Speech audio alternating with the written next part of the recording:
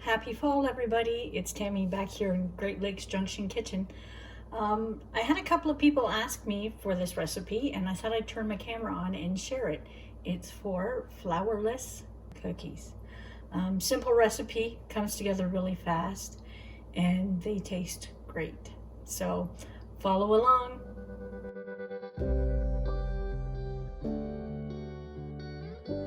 We're going to start out with 2 eggs.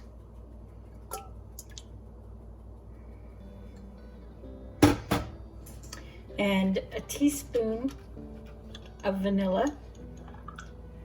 And if you like vanilla, maybe a little bit more like me.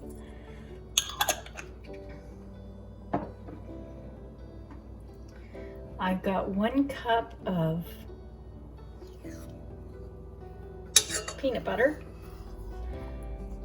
I haven't tried a different nut butter with this recipe, but I'm sure whichever one you'd like would probably work fine.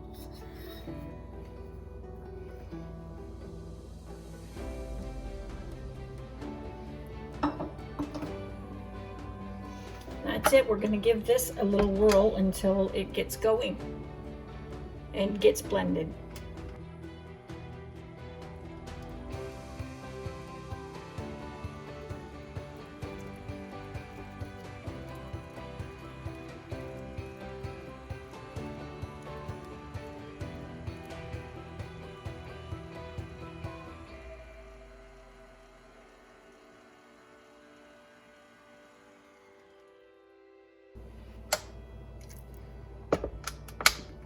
Okay, that's mixed up.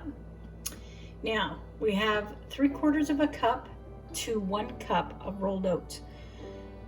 I'm sure quick oats would work just fine. I'm going to start out with 3/4 of a cup, and if for some reason your nut butter is a little bit looser, you can add the extra 1/4 of a cup. I just do it a little bit at a time until you get a fairly thick consistency.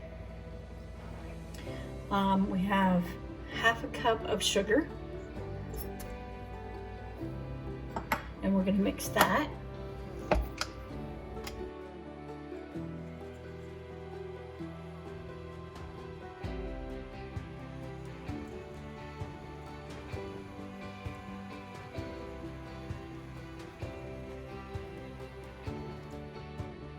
If you have a mixer, stop midway through and just wipe the sides down, push everything down in, and make sure you get everything incorporated into that batter. You don't want to miss any of the peanut butter or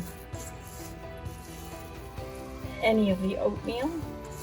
It's a pretty sticky dough. If you don't have a mixer, you should be able to mix this by hand without a problem. It'll give you a little bit of a workout.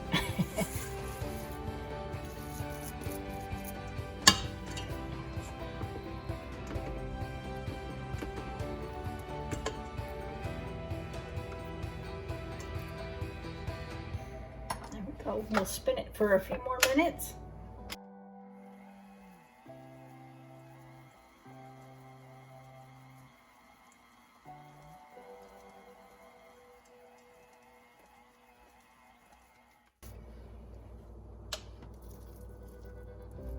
And that does not look like we need to add any more oatmeal into that mix. It looks really good. So the last thing I'm going to add is chocolate chips. Who doesn't like chocolate chips? If you want, you could probably add a little bit of walnut or a little bit of pecan into this mix. It would be really good.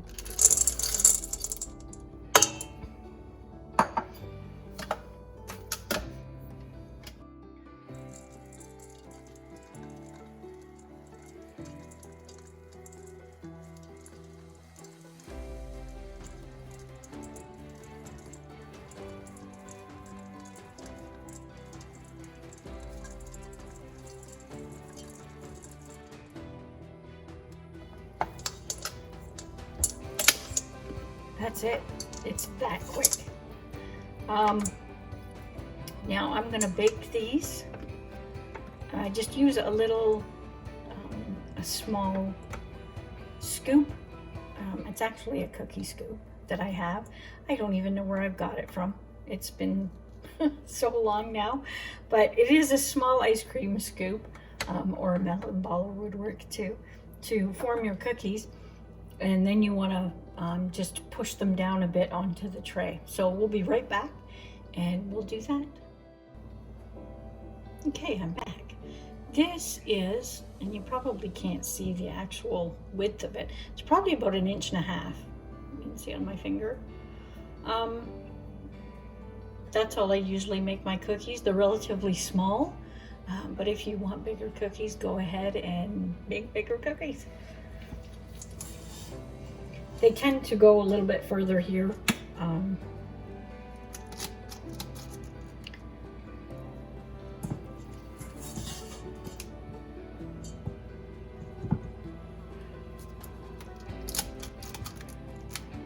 We're just going to keep going and continue filling this tray.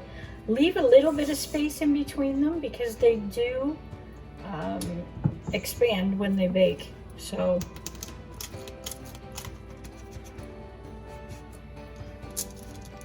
oops, it's getting sticky. So I just do that, and then I grab a fork or whatever you prefer.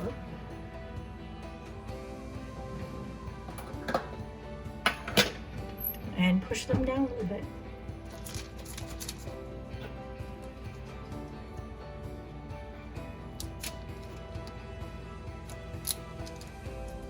So I'll continue this tray and we'll bring you back.